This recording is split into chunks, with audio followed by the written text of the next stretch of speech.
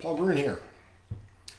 In my earlier 3 videos on this topic, I covered popular but ineffective approaches to conflict resolution, elements that characterize most conflicts, and basic principles about dealing effectively with conflict. Now we can finally get into the meat of actually resolving conflicts. In his book, The 8 Essential Steps to Conflict Resolution, Dudley Weeks covers what he considers to be 8 essential steps. I'll do a separate video on each. The first essential step is to create an effective atmosphere. This is important, but it's often neglected. Just as plants won't grow unless they're in the right environment, conflicts won't get resolved if the atmosphere obstructs rather than promotes positive interaction. So here are some factors to consider. The first is your preparation. Be aware of your mindset. You might want to review some of the previous topics. For example, you're trying to improve things. It's we versus not me versus you.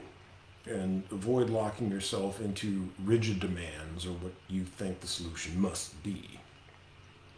Next is timing. It's usually possible to choose when to begin the resolution process, and some things to include here, to consider here, include choosing a time that's long enough and one that's free from distractions. Choose a time that maximizes concentration if possible. And that could be early morning, late afternoon, whatever. And the time should benefit both parties, not just maximize it in favor of one side. And if things last more than a couple hours, you'll obviously need breaks. Next would be location. Things to consider here include choosing a location that's non-threatening to both sides, where both sides feel empowered. Choose a place that promotes being connected in the partnership, not me versus you battle. Circular seating is typically recommended. Be out in nature if it makes sense. And make sure the location does not come across as offensive, either socially or culturally, and that it's not economically inappropriate. And finally, consider the opening statements. Like all the choices we've been talking about, there is no perfect opening, but the opening should do the following. It should establish a partnership and the willingness to work together. It should let the other side know that you're interested in improving things. State your belief that improvement can be generated by shared effort, that you're open to suggestions, and let the other side know that it's okay to agree to disagree on certain points. So create an opening that's tailored for the specifics of the conflict and the parties involved.